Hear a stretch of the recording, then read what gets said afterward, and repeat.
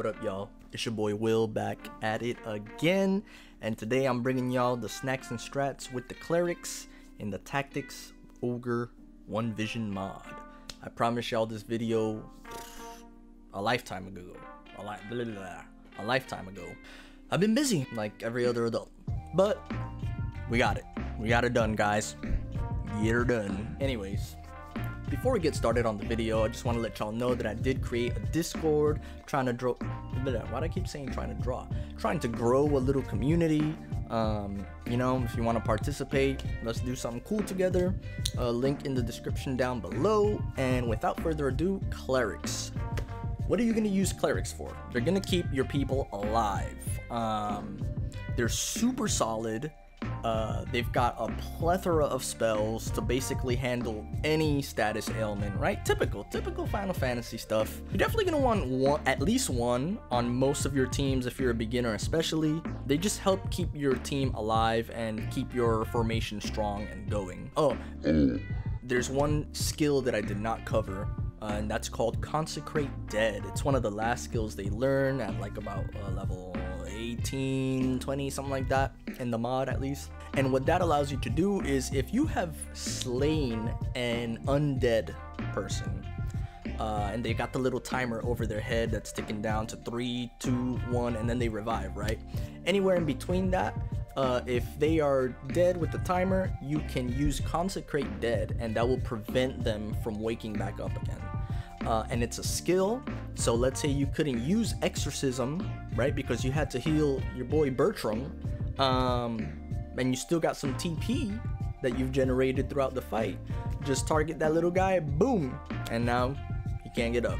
So, you know, it's really for like those tough situations like that. Most of the time, if you're playing defensively and playing your cards right, you know, you're gonna be able to exercise people off the jump. Oh, and obviously, you know, like, sub, comment. I definitely want to hear what you guys think, and I definitely want to hear what you guys want next. I'm thinking we go Berserker, or we go Knight, maybe Terror Knight, maybe Wizard. I should just do a Wizard one, huh? Because that's like the other basic class. Yeah, I'll probably do Wizard next, but y'all let me know. Y'all, let's get into it. Here I'm gonna showcase 3 builds that I think are really good for the Clerics, the White Mages, the Monks, whatever you want to call them. I'm going to start off with this one right here. It's the Spellbook build. This one's going to allow you to use Meditate by using the book as an item, and that'll help you get a little bit of MP for next time. It'll also inflict Ruptured on hit, which means magic resist weakened, so magic is gonna break through, kind of like Breached on the physical side. And then each book provides a +3 to a race skill, which means you're gonna be hitting units of that race a lot harder. In addition, they have a innate +100 to that race as well, and it gives you a little bit of MP. So spellbooks are cool. They've got a little neat feature. You see the range there, 2 to 3. So what they do is they basically rip out a page, fold it up into a ninja star, and throw it 2 or 3 spaces down, and it does its thing. So that's pretty cool. Doesn't hit your guys. So yeah, that's all fun and games. Then we've got the shield here to give us a little bit of avoidance. We've got the Raider Vest. Now, we went heavy on this one. The Raider Vest weighs 10 pounds. But, you know, we've got 10 pounds. Man, that's actually pretty light for a weight, huh? It weighs 10, whatever 10 is equivalent to in the game. And I went with that choice because these two combined only weigh 7. Whereas Cudgels would weigh 7. Yeah, so whatever. I guess it's not too meaningful.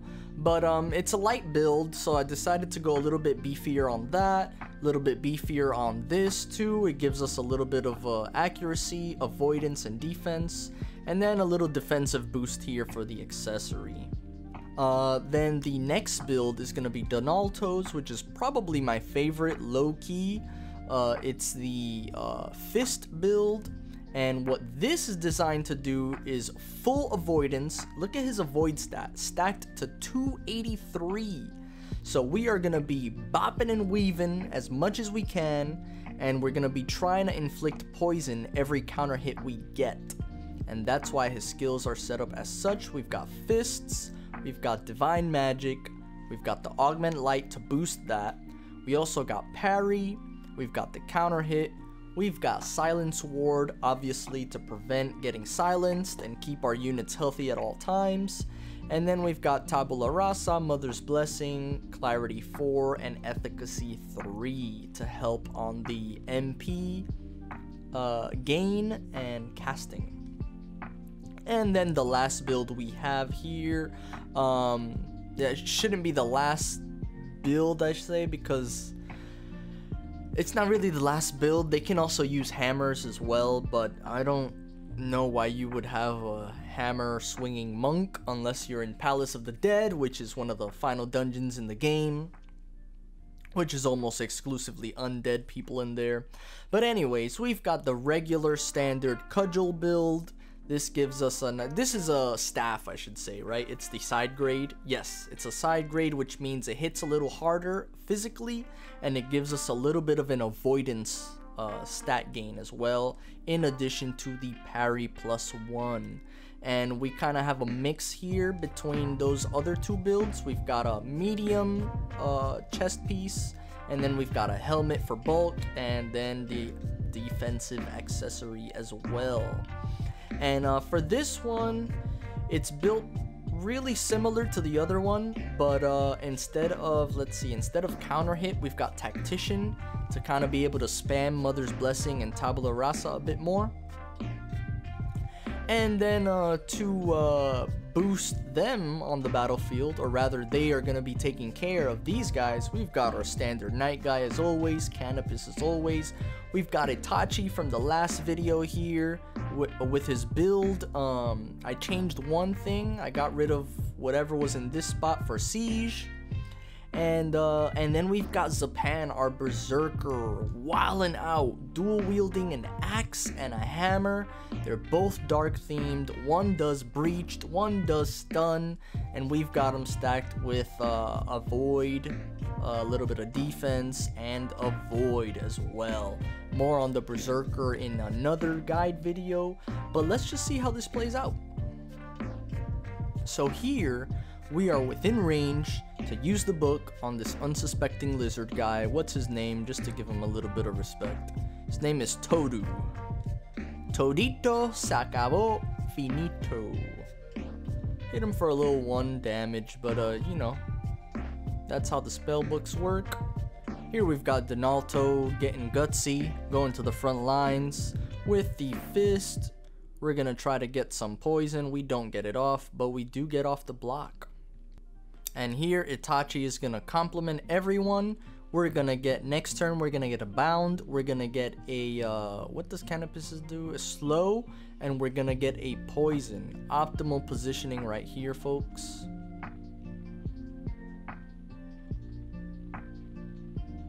I'm gonna move the knight over here to make sure that these guys stay put exactly where I want them to be. So over here, as you can see, our berserker just kind of went a little bit crazy. He used a skill that improves his attack for a little bit of HP and basically obliterates this poor spellblade over here. We managed to block the counter hit, but we are at how much HP are we at now? 225. That's really low.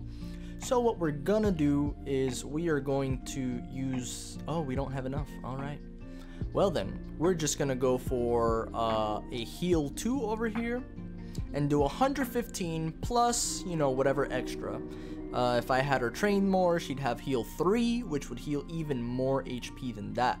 And as you can see, every heal in this game is a little bit staggered. So whatever you see, always know that it's going to be a little bit more than that. You'll always see like a little additional 20, 40, sometimes it's an additional 100, like you saw in the Valkyrie video where he threw the mending seed and healed our knight for 200.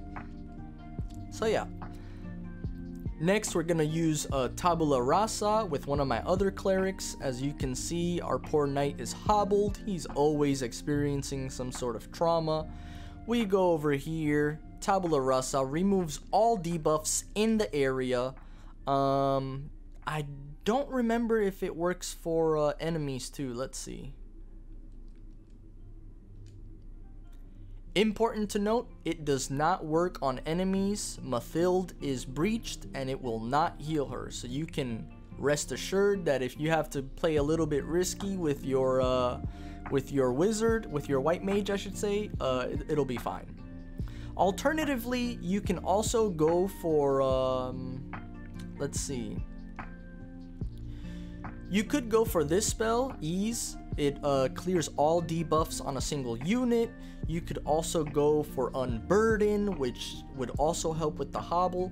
Basically, healers have a host of spells and access to exorcism as well. All these spells are basically going to be healing multiple categories of debuffs. So, and they also have a few offensive spells. They can inflict sleep on someone. They could also inflict silence on someone. And then this strips enemies of their readied skills and a random buff, and removes a single debuff from allies, so that's pretty nice. They can also haste a single person as well. They can, you know, take care of poison, like literally just go down this list. Sleep, charm, bewitch, poison, wither, curse, stun, silence, petrify, bound, shackle, stop, hobble, leaden, slow, fear, spendthrift, paranoia. They can fortify a single target as well and charge their TP. And they can clear all debuffs and of course heal 1, 2, and 3, and then the group heals as well. So you can do something where you go, let's say we want to heal both of these guys, right?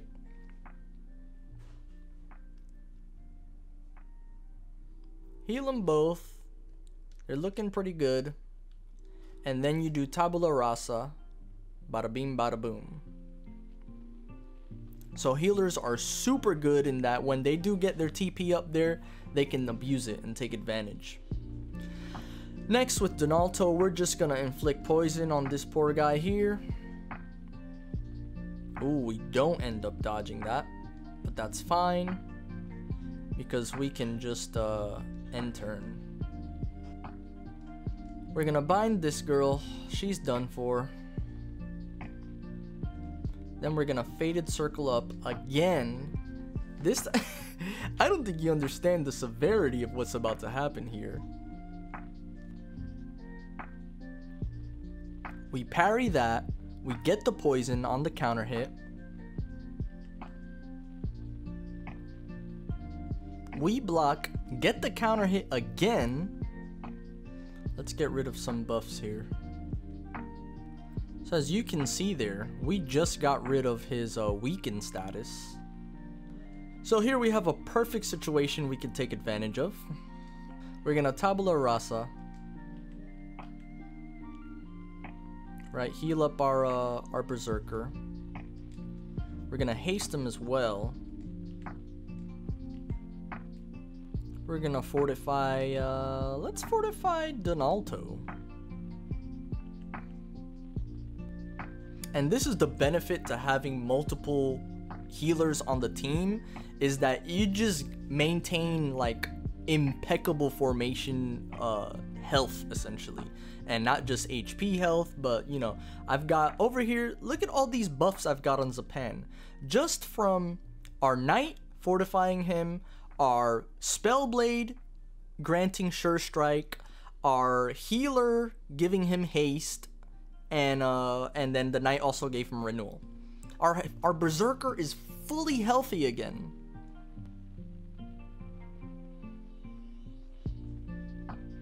And then the cudgel, of course, gives us that parry, so she's safe. So Todo over here has been taking poison damage quite a bit. We're just gonna open him up here with our berserker and call it a day. And we breached him, so he's basically gonna die. Like, it's just guaranteed at this point. So that archer really messed up Zapan over here, gave him a bound with one of his finishers. We're just gonna remove that with our knight.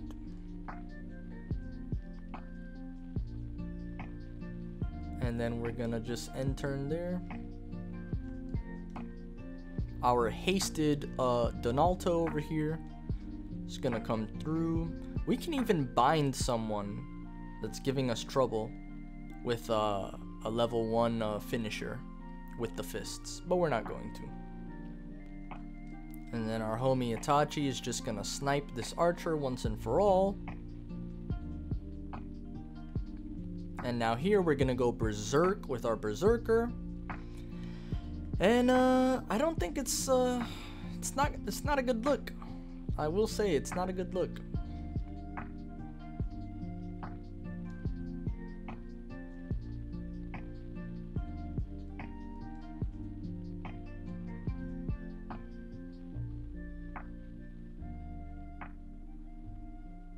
And we inflict breach on this guy.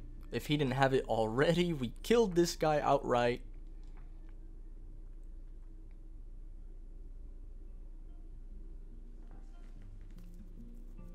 He's gonna hit us with the knife finisher. That's gonna charm our dude. But it doesn't even matter, because look at who's pulling through with Tabula Rasa. Healed all our debuffs there in that line. And then we're gonna go ahead and let's see, what should we do? Let's get rid of his debuff.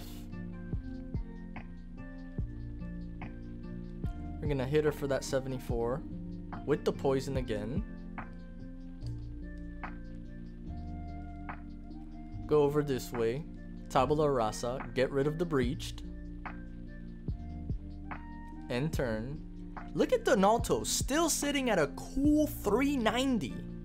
Hasted and fortified. Knight's gonna come through and probably finish the job. Almost. We inflict stagger on her. It doesn't even matter at this point. We can do rally over here, grant strength into an ally and removes fear. Or we can be a little more defensive and go the Aegis route, fortify them. Let's do strengthen. It'll strengthen her as well at the very least.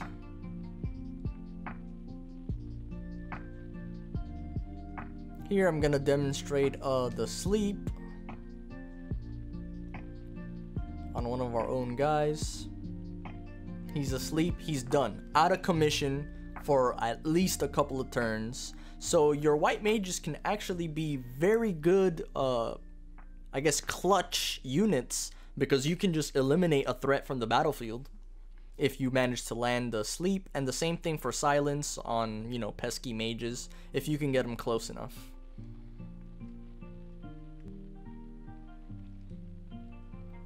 Last thing I want to do here is demonstrate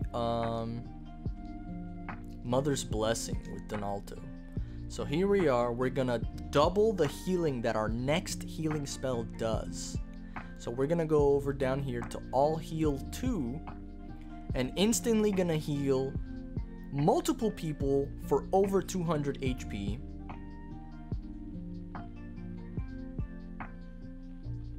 Look at that, almost 300, at least like 300 for Zapan, right? Some outrageous number like that. And these guys are back to full health. Half the team back to full health in a single turn. I don't know, where are we gonna move? Like somewhere right here. We can just put this wizard to sleep.